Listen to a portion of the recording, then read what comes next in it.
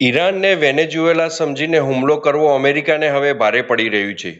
દુનિયાની સૌથી શક્તિશાળી સેનાવાળું અમેરિકા કદાચ એવું માનતું હતું કે સૈન્ય કાર્યવાહી અને ભારે દબાણ દ્વારા ઈરાનને પોતાની શરતો મનાવી શકાશે, પરંતુ આજે પરિસ્થિતિ કંઈક અલગ જ જોવા મળી રહી છે. આખરે એવું થયું શું કે આખી દુનિયા હવે આ સંઘર્ષને અલગ નજરે જોઈ રહી છે? ચાલો સમજીએ.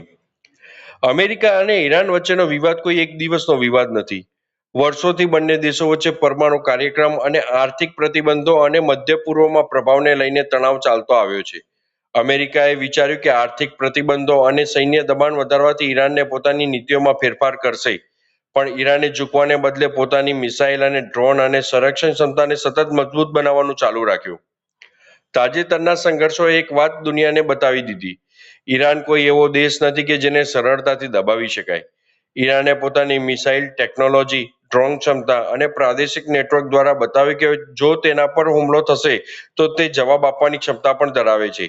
એટલા માટે ઘણા વિશ્લેષકોનું માનવું છે કે ઈરાનને નબળો પ્રતિસાદ માનવો અમેરિકાની સૌથી મોટી ભૂલ સાબિત થઈ રહી છે.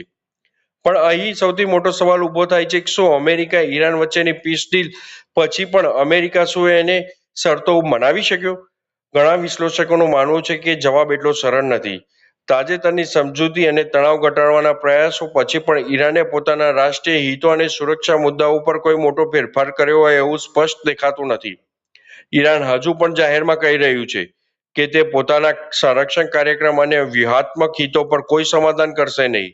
એટલે ઘણા નિષ્ણાતોનું માનવું છે કે માત્ર સૈન્ય દબાણ અને પ્રતિબંધો દ્વારા ઈરાનને પોતાની દરેક શરત સ્વીકારવા મજબૂર કરવું અમેરિકા માટે અપેક્ષા કરતાં ઘણું મુશ્કેલ સાબિત થઈ રહ્યું છે. અને એટલા માટે જ આજે પણ અમેરિકા અને ઈરાન વચ્ચેનો તણાવ સંપૂર્ણ રીતે સમાપ્ત થયો નથી. આ સમગ્ર ઘટનાએ દુનિયાને એક મોટો પાઠ શીખવ્યો છે. આજના સમયમાં યુદ્ધ માત્ર ટેન્કર, ફાઇટર જેટથી જીતાતું નથી.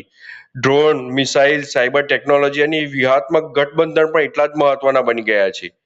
ઈરાને છેલ્લા કેટલાક વર્ષોમાં તમામ ક્ષેત્રોમાં પોતાની ક્ષમતા વધારી છે, અને એ જ કારણ છે કે આજે આખી દુનિયા મધ્ય પૂર્વની દરેક ઘટનાને ખૂબ નજીકથી જોઈ રહી છે. હવે સૌથી મોટો સવાલ: શું અમેરિકા પોતાની રણનીતિમાં ફેરફાર કરશે કે પછી બંને દેશ વચ્ચેનો તણાવ હજુ પણ વધશે? તમને શું લાગે છે, અમેરિકા ઈરાનની શક્તિનો સાચો અંદાજ લગાવવામાં નિષ્ફળ ગયું? કોમેન્ટમાં તમારો અભિપ્રાય જરૂર જણાવજો. અને આવી જ જીઓપોલિટિક્સ અને વર્લ્ડ અફેર્સની માહિતી માટે આ ચેનલને સબસ્ક્રાઇબ કરવાનું ભૂલતા નહીં.